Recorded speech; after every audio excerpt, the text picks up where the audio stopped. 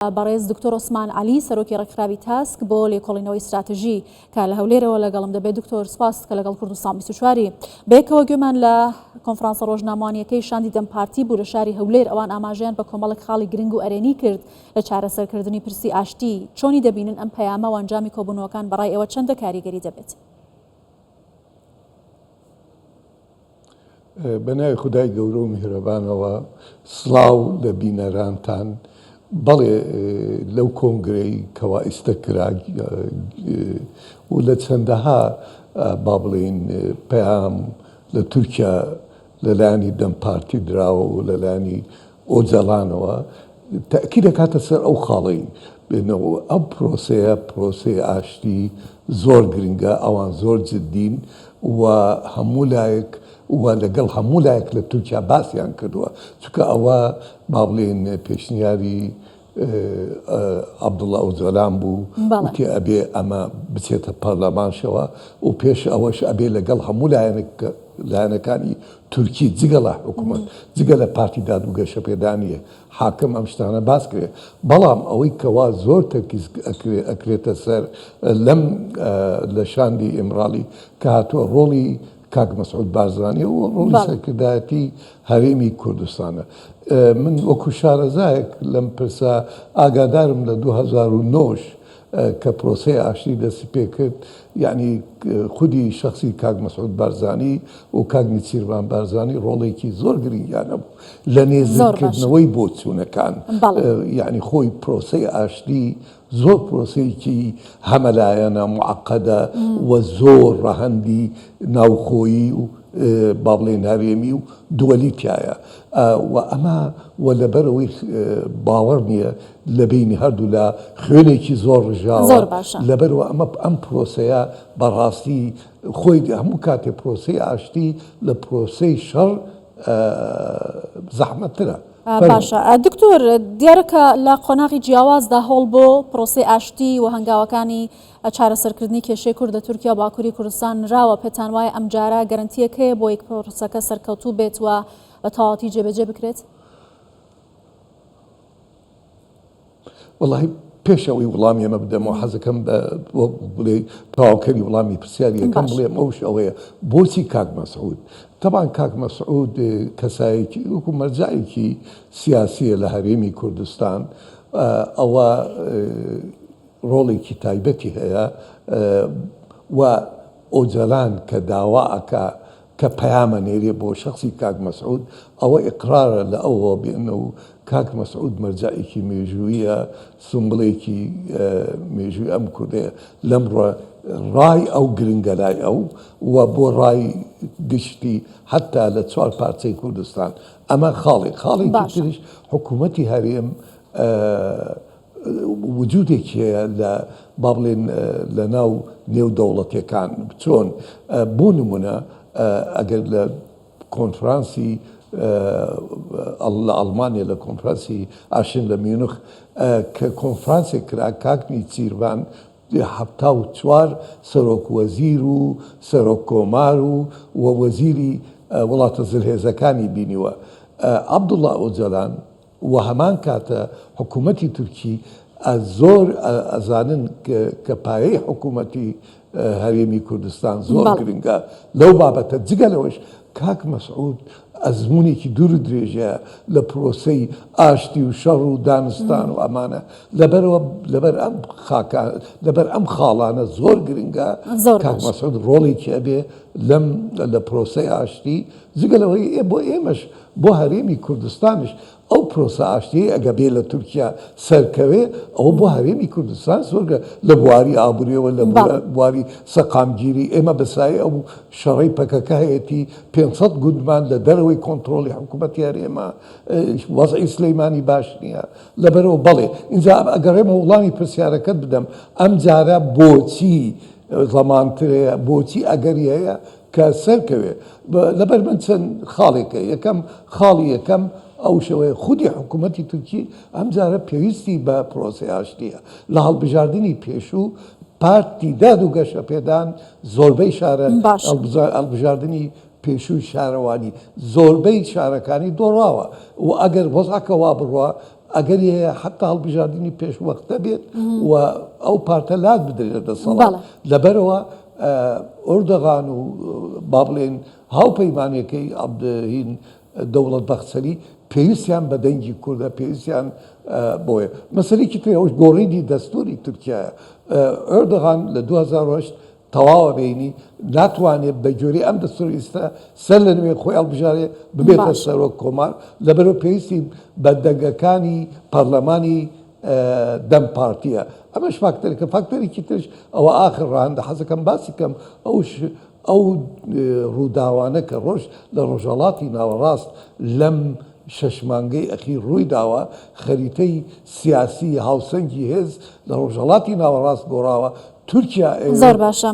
ئەم هەلە بخوازێتەوە نەک لە بەرەوەی لاوازە نە ئەوێ بیخوازێتەوە تاکو بتوانێت ڕۆڵێکی هەبێ لە سووریا و لە دەرەوەی سووریا لە وڵاتانی عەرەبی کە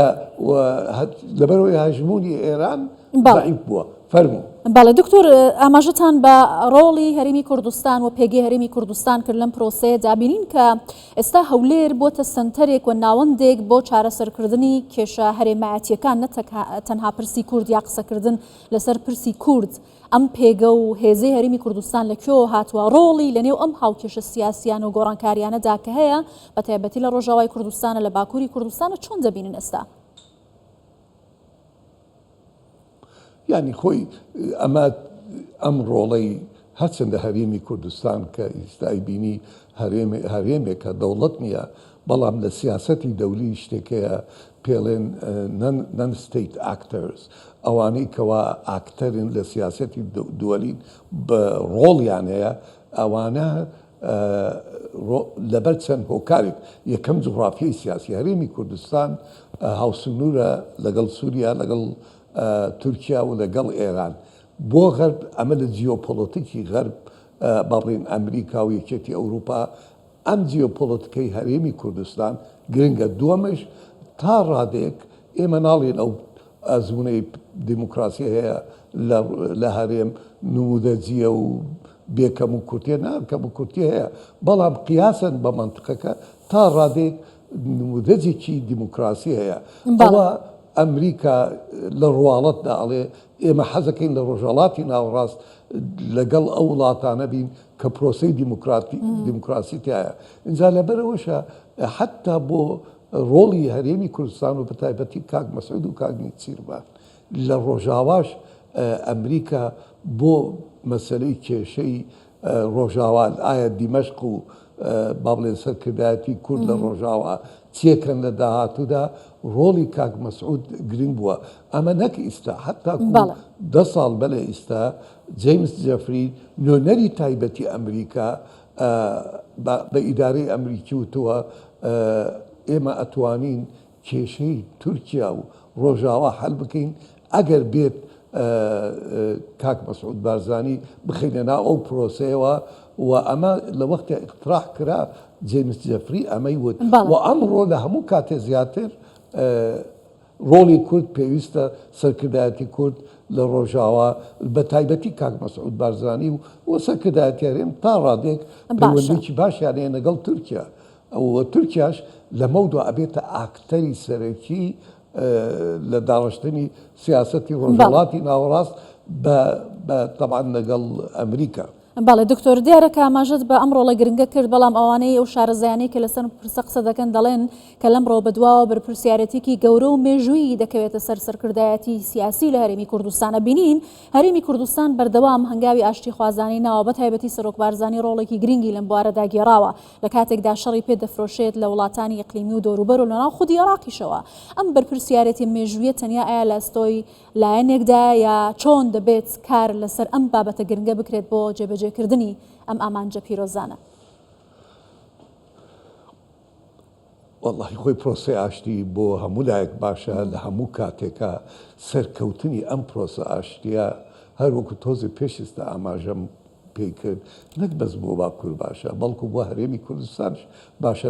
باشە و لەبەر ئەو فاکتەرانی کە باسم کرد بەڵام ئەم با بڵین ئەم مەسئولیەتە مێژوویە چۆن کاک مەسعود و سەرکردایەتی کورد ئەتوانێت پێشی خا یەکەم بەڕەئی من ئەوەیە بێنەوە ئێمە بەزووترین کات حکوومەتی هەرێممان ئەو حکوومەتی لە دوایە هەڵبژارن تاکو ئیسرا دامەزراوە بەزووترین کات دامەزرێ کە دائەمەزرێ حکوومەتی هەرێم بە شێوەیەکی شەرعی بە شێوەیەکی زیاتر ڕسمیاتی ئەبێ وەسیاتر سەنگێ بێ لە علاقاتی دووەلی و با بڵێن لە علاقاتی لەگەڵ ڕۆژاوە لەگەڵ وڵاتانی هەرێمی ئەمە زۆر گرنگ ئەو مەسئولێتێکی مێژوویە لە هەمان کاتشا ئاخرشت حەزەکەم لێرەدا ئەوە بڵێم کاک مەسعود بەرزانی ئەمە ڕۆڵی من نییە من حزبی نیم وەکو ئەکادیمیە قساکەم کاک مەسعود بەرزانی ئەزمونێکی زۆریەیە لە مەسەلەی شەڕ و ئاشتی لە زۆکۆ ئەڵێ با پەکەکە ئەگەر باشترە ڕێگای ئاشتی اختیار بکات لە ڕێگای خەباتی چەکداری ئەمڕۆ خەباتی مەدەنی زۆر گرنگە لە تورکیا لە هەشتاکانە تا ڕادەیەک پێشهاتنی پارتی دادوگەشت و پێدان کورد هیچ مەجالێکی نەبوو بڵێ کوردم بەڵام ئێستاوە دەم پارتی پێشەوە هەدەپ ئەجوولێنەوە بەڵێ تا بەعزە جارێ زۆرە چەوسانەوە هەیە بۆیان بەڵام لە ڕۆژاوا و لە ئەمریکا خەڵکەکە ئێستا حەزیان لەو گروپانە نییە کە خەباتی چەکداریەکەن دائیمەن بە تەرۆریست ئایان ناسن لەبەرەوەی بەڕاستی هەروەکو کاک مەسعود دەڵێ لە ئاشتی لە ڕێگای ئاشتی زیاتر هیچ ڕێگایەکی تر نییە بۆ